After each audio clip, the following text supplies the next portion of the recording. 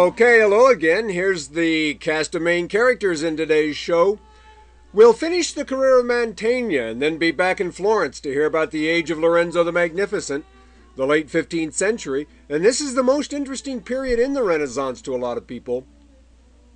Lorenzo himself was not as important an art patron as his grandfather Cosimo, but he certainly helped create an atmosphere in which all the arts could flourish, though his personal favorites were literature and music, not the visual arts. Botticelli is perhaps the most representative painter of the period, and we'll see several things he did for the Medici family, if not for Lorenzo personally. Late in Lorenzo's life, a reaction to the secular, pleasure-loving lifestyle will set in, and the leader of the Puritans of his day was the famous Dominican monk Savonarola, so we'll hear about him and about the French invasion that led to the overthrow of the Medici after Lorenzo's death. Then we'll backtrack a little to begin the career of Leonardo da Vinci, who should need no introduction and who will be the main subject of the next lecture.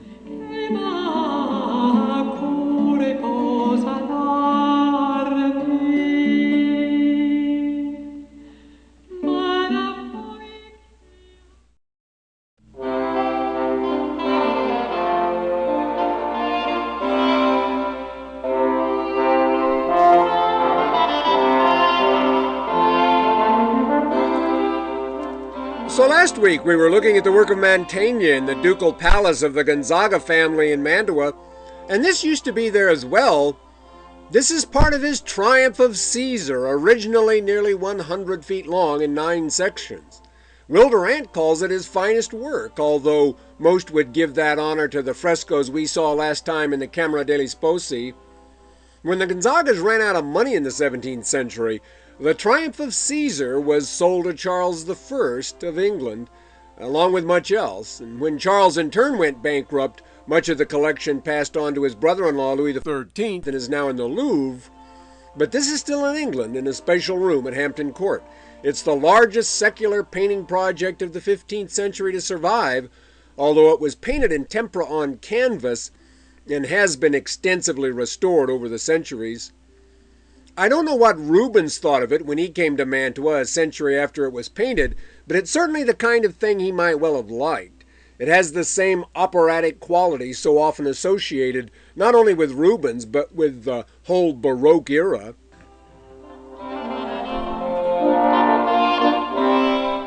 This is another section of it. I wouldn't be surprised to find out that Mantegna did in fact help design some stage sets for the famous Mantuan musical productions like Poliziano's Orfeo, about which we heard last time. The Triumph of Caesar pictures were themselves meant to be moved around to provide a proper triumphal background for various celebratory occasions, which also must have included a lot of music.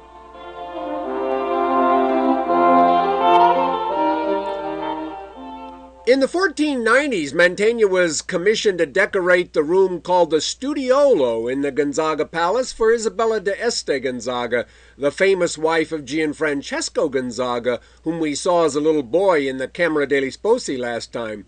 This is the picture called Parnassus from that project, and this is also a classical and therefore a secular work of a kind that was to become more and more popular in the later Renaissance.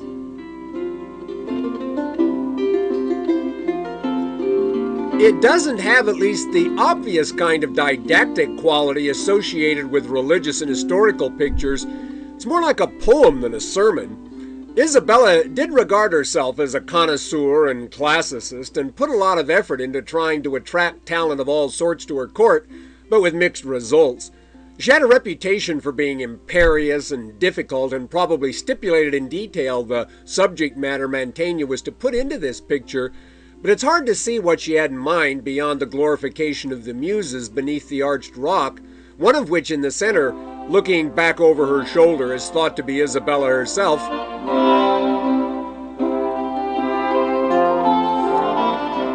On top of the arch are Mars and Venus, the wife of Vulcan, who is himself reacting angrily at the left. Mercury and Pegasus are the odd couple at the right, and Apollo, the ruler of Parnassus, the home of the Muses and Graces, is playing his lyre at the far left.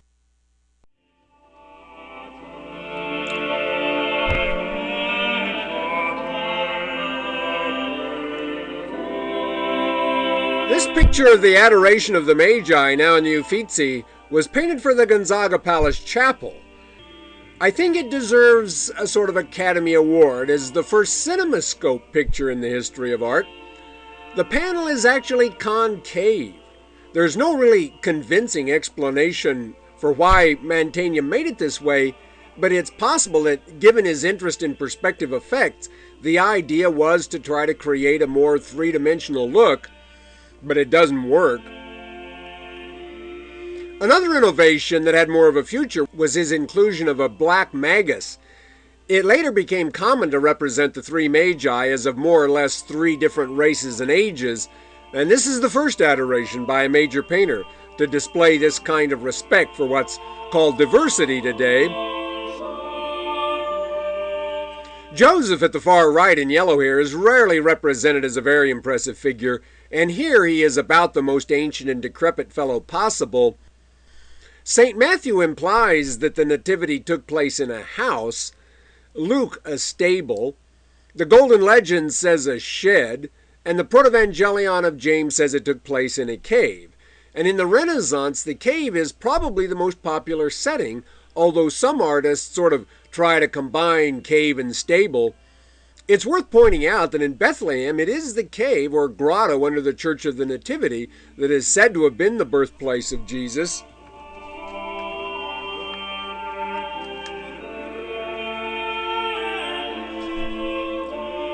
Leonardo says that one should always paint at twilight or dawn to get the best light, and whether or not this was actually painted at dawn, the lighting is effective.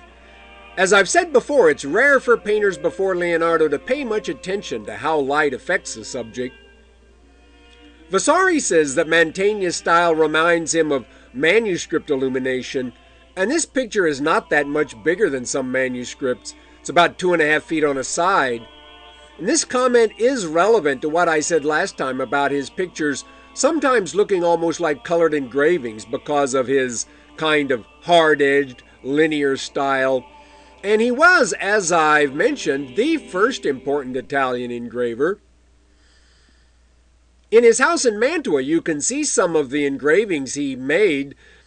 It was in the hope of meeting Mantegna that Dürer, the first great German engraver whose style has so much in common with Mantegna's, came here in 1506.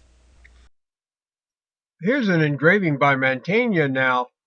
This is a copy of it made by Dürer, which certainly illustrates Dürer's sympathy with Mantegna's style. Before 1400, printmaking was virtually unknown in Europe, but by the end of the century, the printing press with movable type had been invented, and the techniques of copperplate and woodblock printing had been perfected, and a veritable flood of books and prints was beginning, which would have a tremendous impact on the spread of ideas and images of all sorts. Here's Mantegna's house in Mantua as it looks today. It doesn't look like much from this angle. It has an enclosed courtyard, as is common in Italian domestic architecture at this time, but a conjunction between this courtyard and the surrounding building achieves a kind of squaring of the circle, certainly in an interesting way. The land for the place was given to him by Ludovico Gonzaga, but Mantegna didn't live here long. It took years to build, of course, and then he sold it to Ludovico's son, Francesco. It's a museum now. Well, we still have one of Mantegna's most important pictures yet to see, the Madonna della Vittoria, but we'll put it off until we get to the historical event with which it's connected, and return to Florence now to hear about the age of Lorenzo the Magnificent, the grandson of Cosimo de' Medici.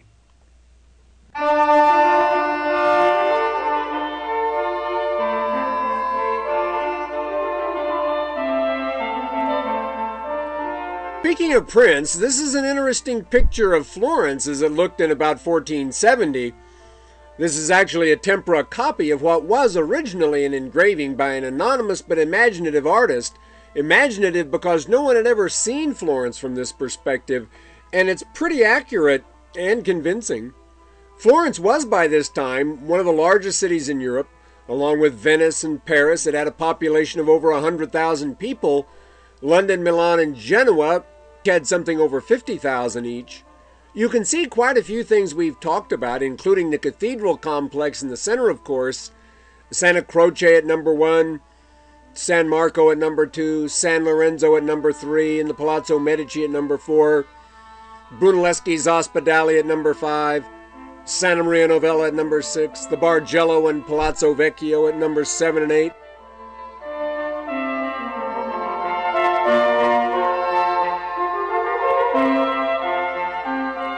This shows a little more of the picture that was off screen to the right, and now you can see the Oltrarno side of the river with at number 9 Santa Maria della Carmine, where Masaccio's frescoes are, and the Pitti Palace at number 10. When Cosimo de' Medici died in 1464, his son, known as Piero the Gouty, took over as head of the family. Piero, who was 48 when his father died, was not well. He probably suffered from rheumatoid arthritis or something like that, and some of the other families which had been overshadowed by the Medici wealth and power decided that this might be the time to act. And chief among the anti-Medici faction was Luca Pitti, who built the palace we see in this picture to be even more impressive than the Palazzo Medici across the river. He said he wanted its windows to be bigger than the doors of the Palazzo Medici.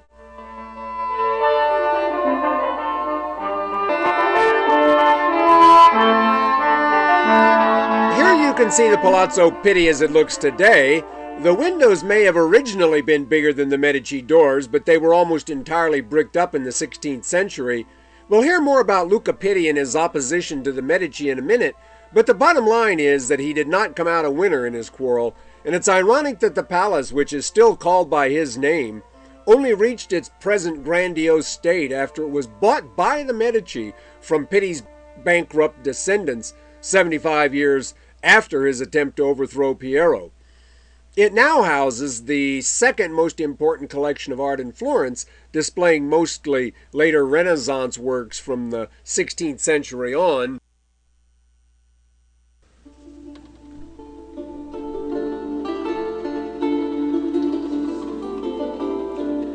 This is a portrait bust of Piero de' Medici by Mino da Fiesole in the Bargello in Florence.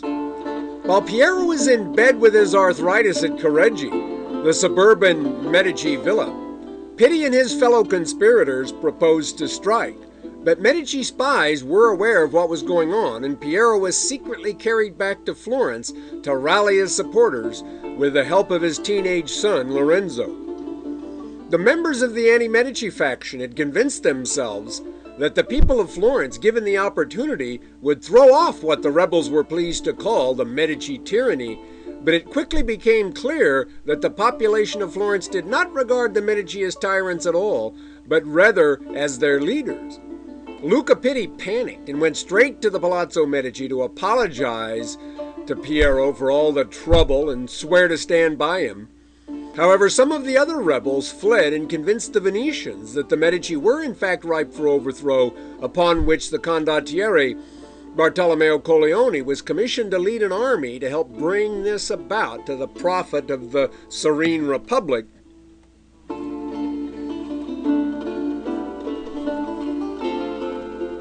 This is the famous Colleoni Chapel, which is attached to the Cathedral of Bergamo, the city in northern Italy where the Colleoni lived. Amadeo di Lombardo was one of the architects, and you may remember he was also one of the architects of the Certosa di Pavia. Even more than the Certosa, this displays the spare part style of Lombard decoration at its most eccentric. It really looks like about a half dozen architects were involved, each working independently with no thought of what the others were doing. It's like the architectural equivalent to a collage. It may not be the favorite style of most art historians, but it's at least not dull. Colleoni was considered one of the more formidable condottieri of the day, so this was a serious threat, hiring of him by the Venetians to march on Florence, and to counter it, Piero hired Federigo da Montefeltro, about whom we heard a lot last time. And this could have at least produced a pretty interesting conflict. As it turned out, however, the so-called Colleoni War amounted to little.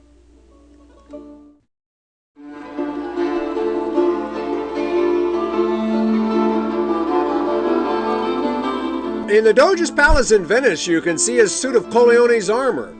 Machiavelli says that, in fact, in this affair, both of the famous soldiers behaved with remarkable cowardice. In fact, Italian Renaissance battles were often more like business negotiations than real fights.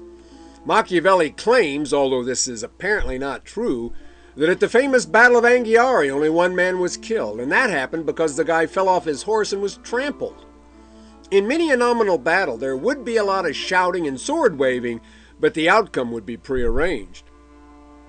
There's a certain civilized quality about the hiring of an army to defend the citizens who are therefore spared the trouble, but there are clear disadvantages, and Machiavelli emphasizes them in his history, in part to promote his own plan for a Florentine militia, which, however, when it got the chance later to be tested, proved a complete failure.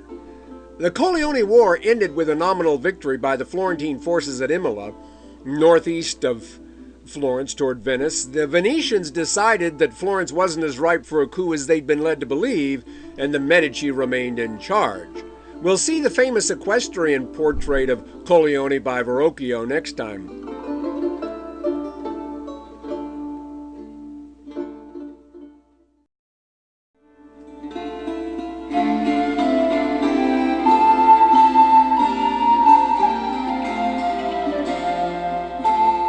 This is a portrait of Lorenzo the Magnificent, the son of Piero, painted by Vasari, who never saw him, but I think it's probably fair to say that this at least looks roughly like him, and it does make him look more appealing than some presumably more authentic portraits. He became the head of the family at 20 when his father Piero died, but his grandfather Cosimo had paid a lot of attention to introducing him to the right people and making him familiar with how the family businesses functioned and so on, because he knew that Piero would probably not live long. He was not, of course, Lorenzo, an official head of state, but after half a century, people had gotten accustomed to the idea that the Medici knew best for Florence. Lorenzo himself said that he would rather not have taken on such responsibility. I mean, most rich 20-year-olds would prefer driving a Ferrari to the beach or anything rather than meeting with the equivalent to the President's Council of Economic Advisors, I guess. But Lorenzo says that his grandfather had warned him that it goes badly for the rich when they don't control the government.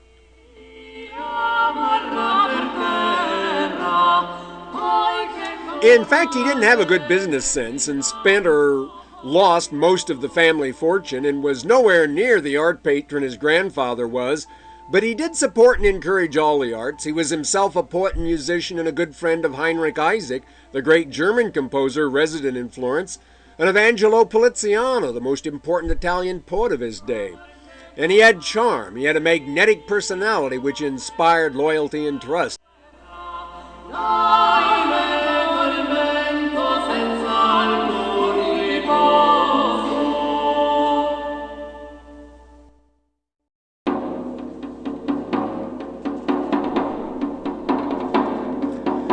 This is the Fortezza of Volterra, and Lorenzo's first big challenge came in 1472 when there was a squabble over the Florentine control of an alum mine in Volterran territory. Alum was necessary to the wool dyeing process used in cloth manufacture, the main Florentine industry.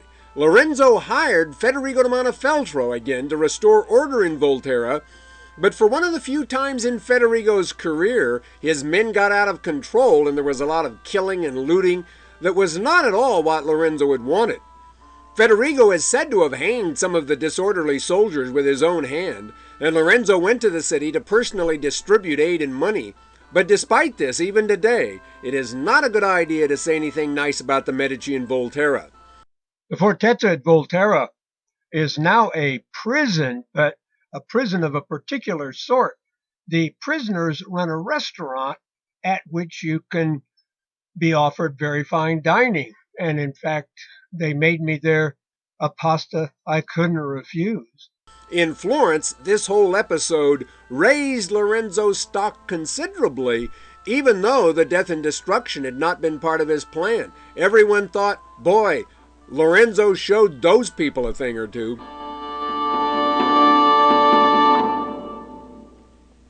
The Fortezza here was strengthened by Lorenzo and garrisoned with Medici mercenaries to prevent any repeat of the problem over the alum mines.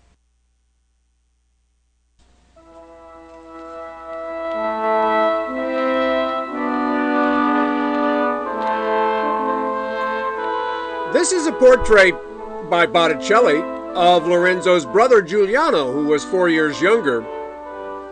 He was regarded as equally charming and a good deal more handsome, although he doesn't really look it here maybe. He seems to have been entirely content to play the role assigned to him of Medici representative at ceremonial occasions, festivals, and so on.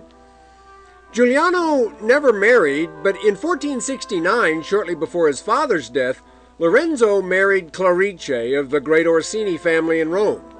They did not get along well, however. She was uncomfortable in the liberal atmosphere of Florence and offended by the secularity of her husband's attitude.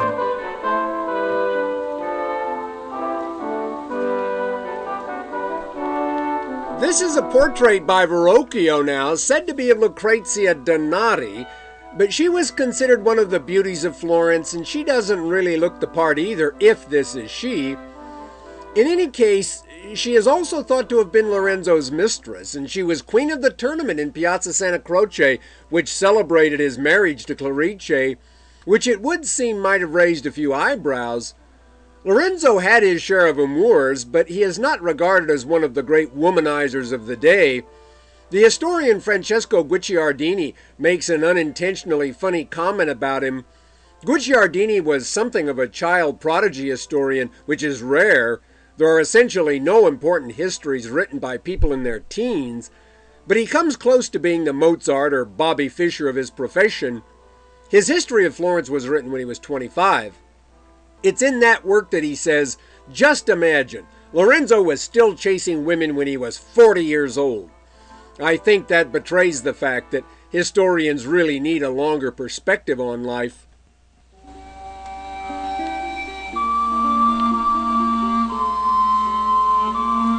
This is a picture by Piero di Cosimo, and although he never saw her, the subject just might be Simonetta Vespucci, who has sometimes been linked romantically on the basis of little evidence with Giuliano de' Medici. She's posing here as Cleopatra. There are a couple of paintings by Botticelli in which they may be represented as lovers, but it's hard to know what these paintings say about their actual relationship. She married a cousin of Amerigo Vespucci, the explorer after whom Martin Waldseemüller, an influential German mapmaker, named the New World. The artist Piero di Cosimo, who painted this, was an eccentric who painted some of the weirdest pictures of the age.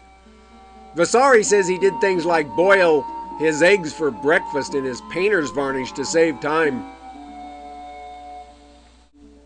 This is also thought to be a portrait of Simonetta, this one attributed to Botticelli.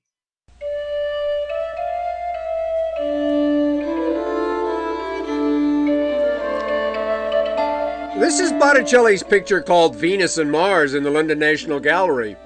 There was another big tournament of a sort in 1475 in honor of Giuliano, and at which Simonetta bore the title Queen of Beauty. It is said that Giuliano wore her favor, which could have been something like a scarf or just a symbol, and he was declared the winner of the tournament, a foregone conclusion. The tournaments of the Italian Renaissance were, in fact, usually more like festivals or fashion shows than the bloody jousts common in France and England. This tournament inspired a poem by Angelo Poliziano, which caused him to be considered the greatest poet of the day, and it also apparently inspired this picture by Botticelli, in which it seems we see Giuliano as Mars and Simonetta as Venus, and it seems to suggest a romantic relationship. Apart from the physical resemblance, which can be at least argued to exist between Simonetta and Venus on the one hand and Giuliano and Mars on the other, it is thought that the helmet in the picture is the one designed by Verrocchio for Giuliano to wear in the tournament. And above the sleeping Mars, wasps are flying around a nest, and the wasp was the heraldic insect of the Vespucci family, into which Simonetta had married. But that doesn't mean that this picture can prove there was any actual affair between them. In any case, most authorities don't think the picture was painted until after Simonetta had died of tuberculosis in 1476, the year after the tournament, and after Giuliano had been assassinated in 1478 as well. And it may just be that, in fact, the guy is Marco Vespucci, the husband of Simonetta, although it would be odd if that's the case, since the picture was painted probably some 8 or 10 years after her death. And after Marco had remarried. It's always been tempting for commentators on the basis of some evidence to think figures like these represent real people. But even if it's true that they do, it's often very difficult, of course, to make a really convincing identification of them. The painting may well be intended to convey something poetically philosophical about the relationships between men and women or between love and war, but we don't have time to go into all that in a presentation like this. I mentioned earlier this quarter that in the 14th century, landscape was treated more or less as just a kind of stage set, not as a subject in itself. And even in the 15th century, there will be no pure landscapes without human actors, although some painters give background landscape quite a bit of attention. Mantegna comes to mind as one who does give it quite a bit of attention, but Botticelli is at the other end of the scale and focuses as much as any artist of his day on the human subjects, sometimes giving the impression that he devoted maybe 10 minutes to the landscape behind them. The distant panorama here is basically just a horizon line between two different colors. He is said to have expressed his contempt for landscapes to Leonardo by saying that he just painted them with a sponge wiped across the picture, and it looks like he may have done that here.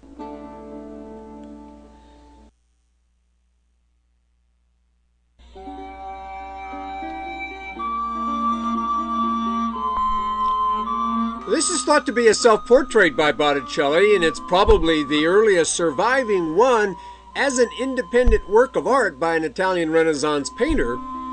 By saying it's an independent work of art, I mean it's not just appearing as a cameo in another work.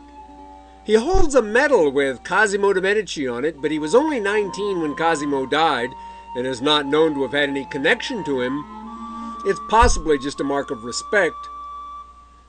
This was probably painted about 1470, when Botticelli would have been 25, just starting his career in Florence after being a pupil of Filippo Lippi's, though by that time Botticelli had still done no work directly connected with the Medici. This is Botticelli's Madonna of the Magnificat, in which some think he painted Lorenzo and Giuliano as the two boys at the left.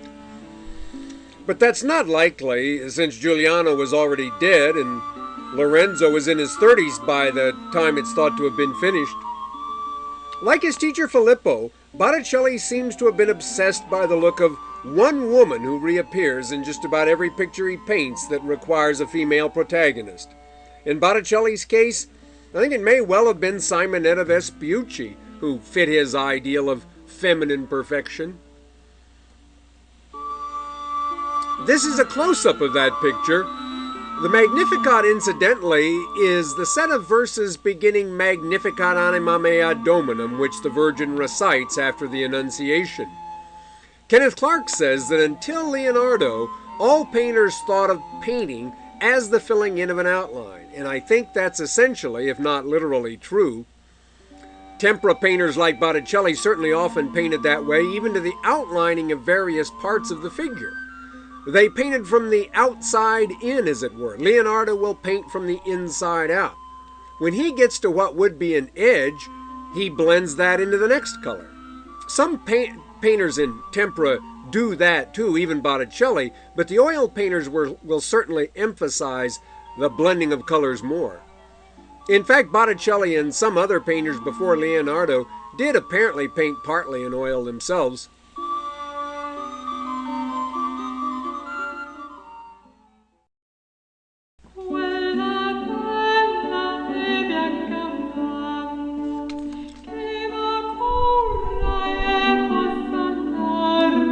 This is La Primavera, one of Botticelli's most celebrated pictures, and it may be the first he painted specifically on commission from a member of the Medici family, Lorenzo di Pier Francesco de' Medici, not Lorenzo the Magnificent, but his second cousin, who was a much more important client than Il Magnifico himself, who cannot, as I've said, be directly connected with many important commissions.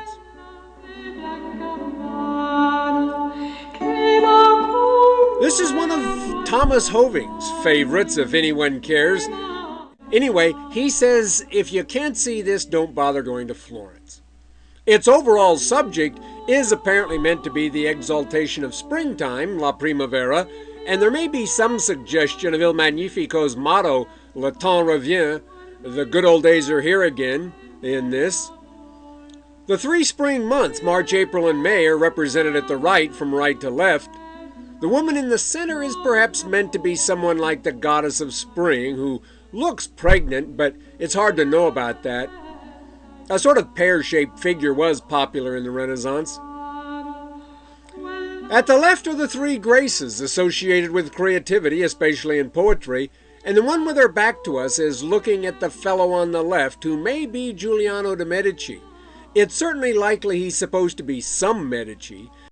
Above him are round orange fruits that look just like the balls on the Medici coat of arms, and in antiquity, Mercury, whose attributes he wears, was identified with things like medicine and doctors, that is, Medici. And that, of course, would justify associating this fellow with the Medici.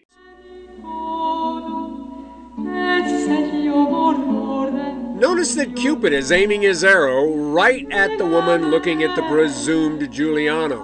And doesn't she look like Simonetta again? But as I've said, most of Botticelli's women do look like Simonetta, and certainly most of the ones in this picture could at least pass for her sisters. However, since Lorenzo di Pier Francesco de' Medici apparently commissioned this, or at least bought it, it may be that he is the fellow at the left, and the middle Grace looking at him is supposed to be his fiancée, Semiramide Appiano. The tendency among scholars is now to put the date of this picture at about 1482 instead of about 1475 or 6, which was formerly thought more likely. Lorenzo di Pier Francesco was 19 in 1482, and that is also the year in which he was married. If the picture was painted as late as 1482, Giuliano and Simonetta would have been dead by that time, but that doesn't necessarily mean they couldn't be represented in the picture, or in the Venus and Mars picture we saw earlier. As I said, Botticelli doesn't paint landscape well, but this is a nice flowery bower at least. Lorenzo de' Medici is in fact often regarded as the second most important Italian poet of the day after Poliziano. His most famous poem, which perhaps is meant to make something like the same point as this picture, goes, Quante bella giovinezza che si fuggi tuttavia, chi vuol esser lieto sia, di noman non c'è certezza. Di noman non c'è certezza. Fair is youth and void of sorrow, but it hourly flies away. Youths and maids enjoy today, naught ye know about tomorrow, naught ye know about tomorrow. Di doman non c'è certezza. We're going to see some more details from La Primavera now and hear the result of a collaboration between Lorenzo the Magnificent and the German composer Heinrich Isaac, who was a good friend of his and spent several years in Florence. The lyrics are by Lorenzo and begin Undi lieto giamai. I haven't had a good day since you left me. That's the message of the poem. Sounds like something Willie Nelson might have written, like, my baby done left me at the truck stop.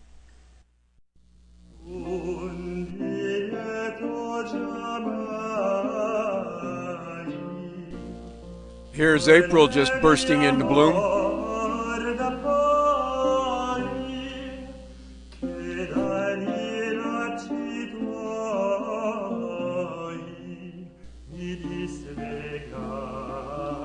And May with the spring goddess.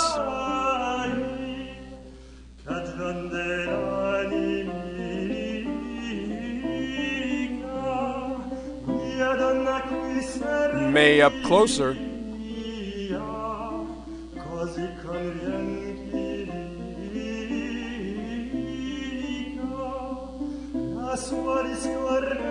And the spring goddess.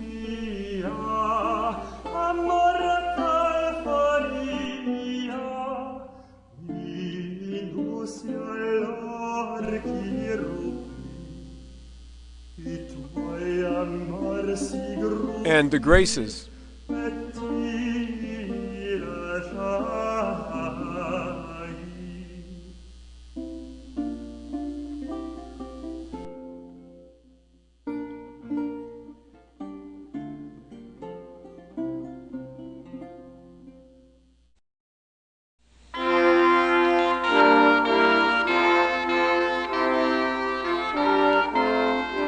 This is Botticelli's Uffizi Adoration now, and like the Self-Portrait, the Madonna of the Magnificat, the Primavera, and several other works by him we'll see shortly, it is in the Uffizi Gallery, the most important place to go to see his work.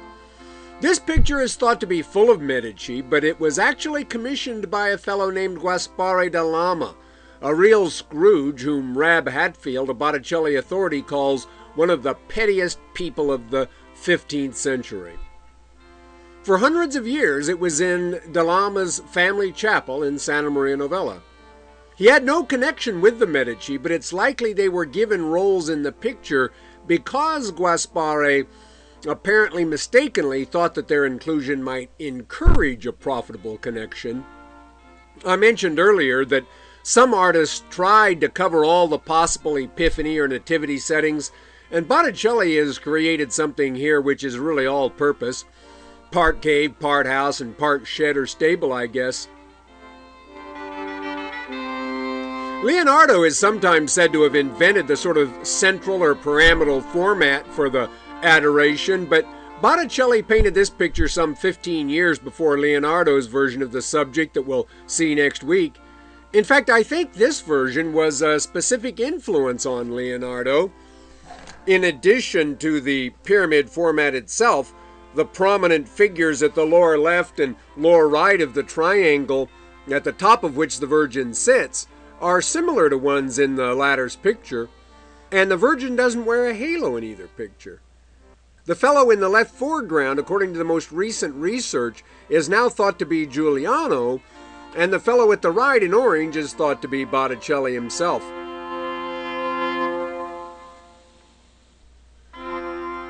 Here you can see the right-hand part of the picture up closer. This self-portrait, if that's what it is, doesn't make Botticelli look very appealing. This is arrogance personified. Gaspare da Lama is the fellow in blue to the right of center, pointing at himself and looking at you. And the usual theory now is that Lorenzo is the dark-haired fellow in black and red, seen in profile immediately in front of him.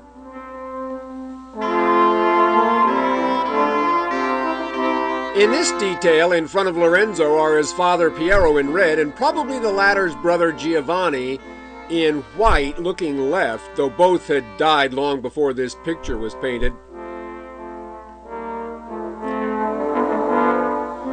This is the left-hand part of the picture with, as I said, probably Giuliano at the left front with the late Cosimo at the feet of the Virgin and Child. Identifying the other figures at all convincingly is difficult. There's certainly not universal agreement even about the ones I've just suggested either.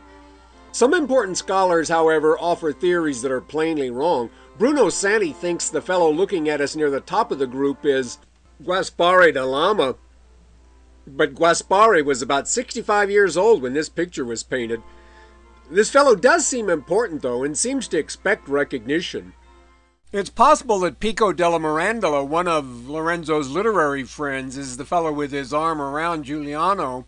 Or say some, maybe he's the fellow next to him with the red hat. Poliziano, the poet, is perhaps the fellow with the skull cap leaning forward and in profile against the white robe of another fellow who looks important.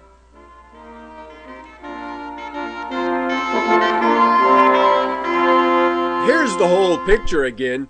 It is said that this picture so impressed Pope Sixtus IV that he invited Botticelli to work on the Sistine Chapel, where it's easy to forget there are a lot of pictures by important artists other than Michelangelo. Botticelli painted several frescoes on the lower walls there, although they aren't considered to be among his best works. In 1477, in fact, Lorenzo got into trouble with the Pope Sixtus IV. The short story of the problem is this. Sixtus wanted to borrow money from the Medici Bank to finance his nephew Girolamo's takeover of the town of Imola as a wedding present. Lorenzo didn't like Girolamo and thought him dangerous, even though Imola is 50 miles from Florence. Furthermore, when the Pope appointed Francesco Salviati, someone else Lorenzo didn't like, to be Archbishop of Pisa, Lorenzo said he wouldn't allow him to enter Tuscany. And the angry Pope then took the Vatican account out of the Medici Bank and put it in the rival Pazzi Bank.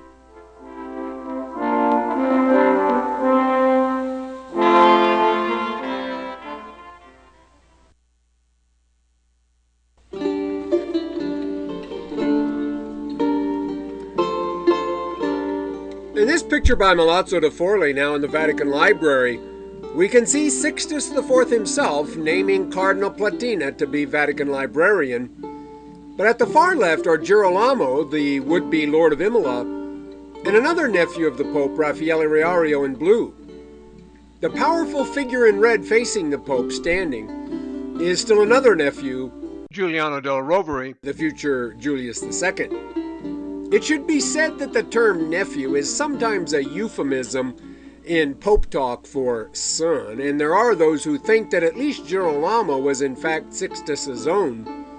In any case, after the bank account switch, Lorenzo de' Medici took financial action of his own against the Pazzi, causing Francesco Pazzi to complain to the Pope that if something weren't done, he was going to go bankrupt. As a result, perhaps the most famous plot of the Renaissance, and that's saying a lot for that plot-filled age, was formed to get rid of the Medici.